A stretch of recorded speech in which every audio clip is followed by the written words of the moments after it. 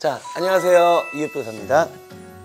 요즘에 어떤 뉴스란에 지연 씨와 황재균 씨의 어떤 이혼 관련된 소식들이 조금씩 들려오고 있습니다. 일단 저는 이 두 사람의 궁합을 한번 보고 싶습니다. 지연 씨와 황재균 씨의 궁합! 왜 궁합을 봐야 되는지, 왜 결혼할 때에는 궁합이 중요한지, 지연 씨와 황재균 씨의 이야기가 궁합의 소중함을 더더욱더 일깨워주고 있다 생각합니다. 우리 황재균 씨 같은 경우는 큰 태양이에요. 큰 불이에요. 큰 태양이다. 이래서 무조건 좋다. 이 생각할 건 없고, 불 중에서 제일 세고 큰 불이 어떤 불? 태양같이 큰 불. 여기서 태양이 불이라 하면 스스로를 빛내게 하죠. 나는 명예를 얻을 수도 있습니다. 불이라 하면 큰 재물을 얻기도 합니다. 나는 큰 재물도 얻을 수가 있습니다.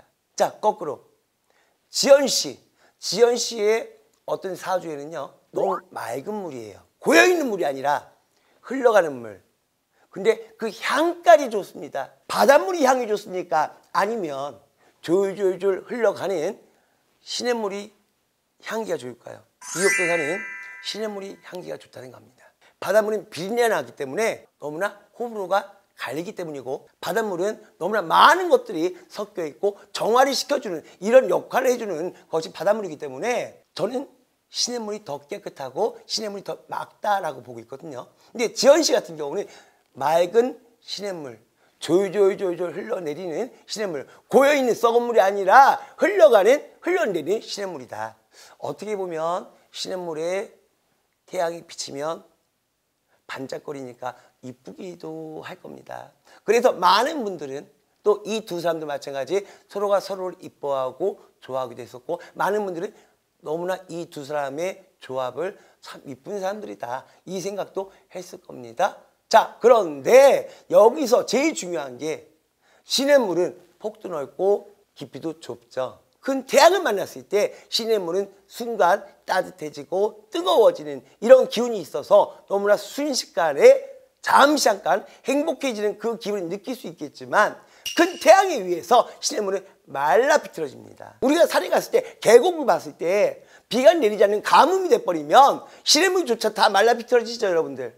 계곡물까지도 안 흘러내립니다. 우리 지연 씨는 황재균이라는 큰 태양과 만났을 때에 스스로 반짝이고 큰 은은한 향기를 내는 그 시냇물의 기운을 잃어버리고, 그리고 말라 비틀어지는 이런 결혼 생활을 할 수밖에 없는 운명이었다. 이것은 내가 정신적으로도 너무나 힘들어지고 지치게 되는 결혼 생활이 될 수 있다. 어떤 에너지 면에서도 말라 비틀어진 에너지가 될 수 있기 때문에, 어떠한 내 활동 같은 것들도 내 자유에 의해서가 아니라 타의에 의해서, 이런 궁합적인 기운에 의해서 내 운기가 순식간에 말라지고 말라 비틀어지고 내 스스로 내 가슴이 치는 이런 모습이 보일 수 있는 궁합이다 라고 이웃도사는 봅니다. 지연 씨 같은 경우는 애당초 내가 결혼을 하는 상대가 내 아빠 같은 존재, 아빠의 기질을 갖고 있고 보듬어 줄 수 있는 이런 사람을 만나야지만 됐다. 지연 씨는 따뜻하게 보듬어 줄 수 있는 아빠 같은 존재를 만나야지만 잘 살 수 있는 운기다. 그리고 황재균 씨 같은 경우는 전혀 간섭도 안 하고 타치도 안 하고 마음대로 하세요 서방님, 이런 사람을 만나야지만 된다. 오히려 차가운 여자를 만나야지만 된다.